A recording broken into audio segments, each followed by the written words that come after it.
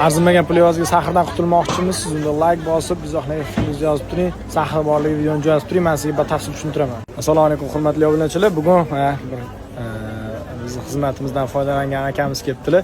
Hop. Aka, nima xizmat? Shaharga rojdorlik-ku, anaqa ildizlik-ku dedik. Tavsiyamizni eshitib kelgansiz. Ha, tavsiya. Xo'p. Okajonlar, opajonlar, rivoj tomiri bu. Nima qilinadi? Buni biz ko'z oldida maydalab beramiz. Har kuni bir osh qoshig'ini yarim litr suvga aralashtirib, kun davomida ichib yurasiz va sizga bitta shart qo'yiladi.